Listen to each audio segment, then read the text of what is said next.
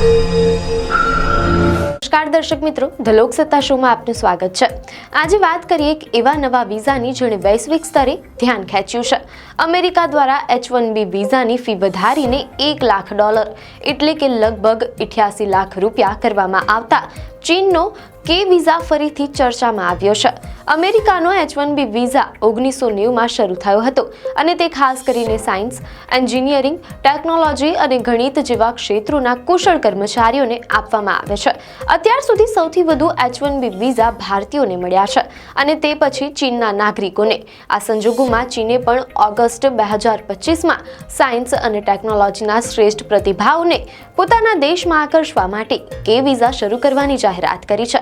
Media હવાલા અનુસાર ચીનના વિદેશ મંત્રાલયે અમેરિકાની નવી વિઝા પોલિસી પર કોઈ ટિપ્પણી કરવાનો ઇનકાર કર્યો છે, પરંતુ એટલું જરૂર કહ્યું છે કે ચીન દુનિયાભરની શ્રેષ્ઠ પ્રતિભાઓનું સ્વાગત કરે છે। કે વિઝા શરૂ કરવાનો મુખ્ય ઉદ્દેશ્ય સાયન્સ અને ટેકનોલોજીના પ્રતિભાશાળી પ્રોફેશનલ્સને ચીનમાં કામ કરવા માટે આમંત્રિત કરવાનો છે। ચીનના વડાપ્રધાન લી કચિયાંગે આ યોજના પર હસ્તાક્ષર પણ કરી દીધા છે।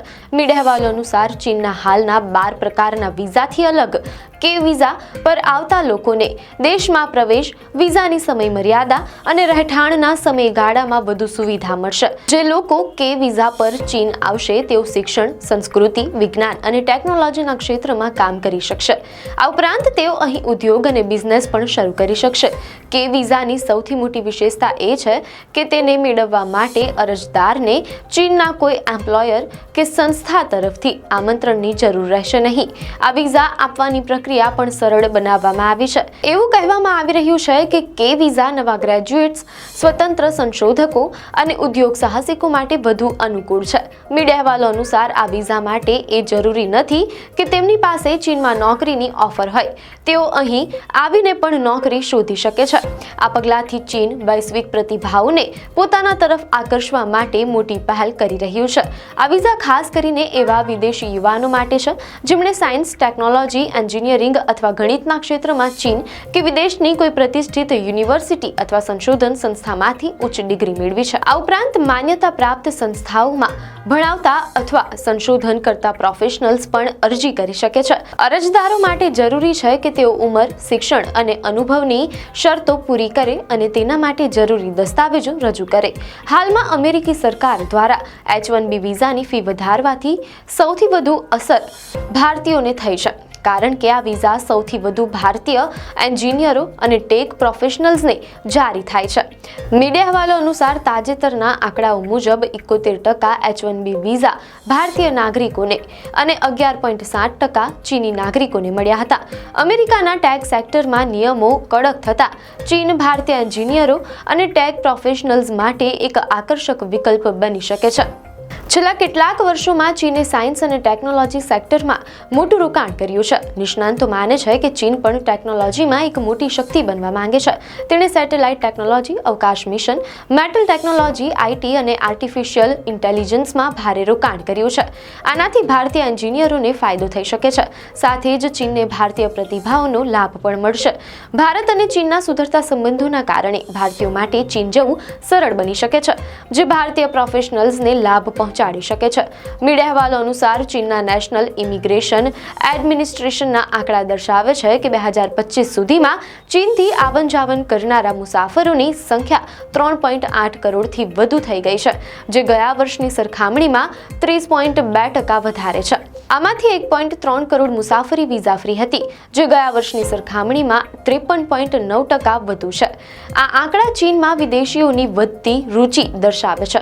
મીડિયા હવાલોમાં જાણવા મળેલ છે કે દિલ્હીની જવાહરલાલ નહેરુ યુનિવર્સિટીના ચાઇના અને દક્ષિણ પૂર્વ એશિયાઈ અધ્યયન કેન્દ્રના એસોસિએટ પ્રોફેસર અરવિંદ યેલેરીએ આ અંગે મહત્વપૂર્ણ વિશ્લેષણ રજૂ કર્યું છે। પ્રોફેસર યેલેરીના જણાવ્યા મુજબ ચીને શાંઘાઈ અને શેન્ઝેન જેવા અનેક પ્રાંતોમાં મોટા પાયે હાઈ ટેકનોલોજી પાર્ક્સ બનાવ્યા છે, જેમાં મોટું રોકાણ કરવામાં આવ્યું છે. 2006 થી 2007 ચીન સરકાર ભારતીય આઈઆઈટીઝમાંથી મોટા પાયે એન્જિનિયરોને આકર્ષતી રહી છે. તેઓ કહે છે કે ક્રિટિકલ એન્જિનિયરિંગમાં ભારતીય એન્જિનિયરોની સંખ્યા ખૂબ જ વધારે છે. જો આમાંથી માત્ર 1% એન્જિનિયરો પણ ચીન જાય તો તેનાથી ચીનનું પલડું ભારે થઈ શકે છે. ચાઇનીઝ કંપનીઓ ટેકનોલોજી સંશોધન અને ઇનોવેશન માટે સરકાર પાસેથી સસ્તી લોન મેળવે છે, પરંતુ તેમનું પ્રદર્શન અપેક્ષા મુજબનું નથી. આ સંજોગોમાં ભારતીય એન્જિનિયરો તેમને આ મુશ્કેલીમાંથી ઉગારી શકે છે. પ્રોફેસર યેલેરી કહે છે કે માત્ર ચીન જ નહીં, તાઇવાને પણ ટેક પ્રોફેશનલ્સ માટે પોતાના દરવાજા ખોલ્યા છે. તેથી જે લોકોને અમેરિકાનો H-1B વિઝા નહીં મળે તેઓ તાઇવાન તરફ વળી શકે છે. તેઓ માને છે કે H-1B વિઝાની ફી વધારવાથી અમેરિકાને નુકસાન થશે અને એશિયાના ઉભરતા અર્થતંત્રોને ફાયદો થશે.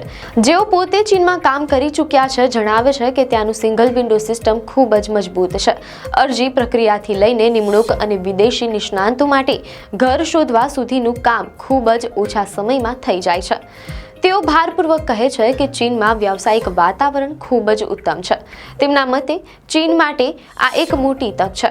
આ જ કારણ છે કે તે કે વિઝા પર ભાર આપી રહ્યું છે અને સતત કહી રહ્યું છે કે દુનિયાની શ્રેષ્ઠ પ્રતિભાઓ માટે ચીનમાં ભરપૂર તકો છે. આપને માહિતી સારી લાગી હોય તો વિડીયોને લાઇક અને શેર કરજો, ચેનલને સબસ્ક્રાઇબ કરજો.